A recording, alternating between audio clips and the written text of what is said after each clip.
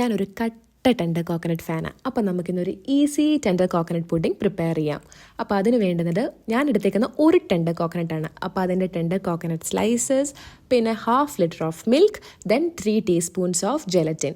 പിന്നെ വേണ്ടുന്നത് നമ്മൾ ഈ ഒരു ടെൻഡർ കോക്കനട്ട് എടുത്തുകൊണ്ട് എനിക്ക് 1/2 cup of tender coconut water കിട്ടിയുള്ളൂ. സോ അത് പിന്നെ നമുക്ക് വേണ്ടുന്നത് 1/2 കപ്പ് ഓഫ് ഷുഗർ.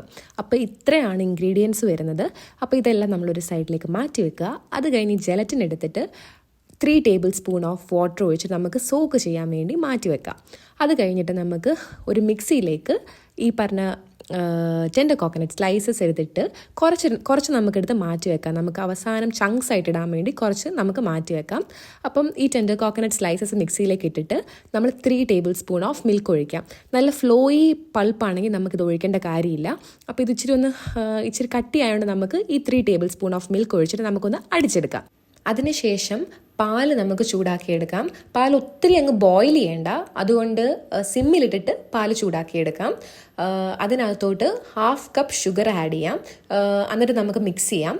കൂടെ നമ്മൾ മാറ്റി വെച്ചിരിക്കുന്ന ജെലറ്റിൻ ആഡ് ചെയ്യുക. അത് ഡിസോൾവ് ആവാൻ കുറച്ച് ടൈം എടുക്കും. അതുകൊണ്ട് നമ്മളൊരു 3 to 5 മിനിറ്റ്സ് ആഡ് ചെയ്തിട്ട് നമ്മൾ മിക്സ് ചെയ്യണം. അങ്ങനെ മിക്സ് ചെയ്ത് പിന്നെ നമ്മൾ മാറ്റി വെച്ചിരിക്കുന്ന അരച്ച ടെൻഡർ കോക്കനട്ട് പേസ്റ്റ് അതും കൂടെ ആഡ് ചെയ്യണം. ചിലപ്പം ഈ ടെൻഡർ കോക്കനട്ട് പേസ്റ്റ് കുറച്ച് ചങ്കിയായിട്ട് കിടക്കും. എനിക്കത് കുഴപ്പമില്ല. അതിഷ്ടമില്ലാത്തവർക്ക് ലാസ്റ്റ് അത് സ്ട്രെയിൻ ചെയ്തെടുക്കാവുന്നതാണ്. പിന്നെ നമ്മൾ ടെൻഡർ കോക്കനട്ട് വാട്ടറും കൂടെ ആഡ് ചെയ്തിട്ട് ഈ മിക്സറിനകത്തോട്ട് ആഡ് ചെയ്യണം. അത് കഴിഞ്ഞിട്ട് നമുക്ക് ഇതേപോലെ മിക്സ് ചെയ്യണം. ഒരു 4 to 5 മിനിറ്റ്സ് നമുക്ക് ഇതുപോലെ മിക്സ് ചെയ്യാം.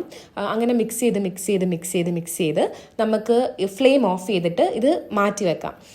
അങ്ങനെ അത് മാറ്റി വെച്ച് കഴിഞ്ഞിട്ട് നമുക്ക് പിന്നെ എടുക്കേണ്ടത് ബദാമും മാറ്റി വെച്ചിരിക്കുന്ന ടെൻഡർ കോക്കനട്ടും കൂടെ നമ്മൾ ഈ മിക്സറിലേക്ക് ആഡ് ചെയ്യേണ്ടതാണ്. അപ്പോൾ ഈ ബദാം ഇങ്ങനെ മുകളിൽ ടോപ്പിംഗ്സ് ആയിട്ട് കിടക്കും.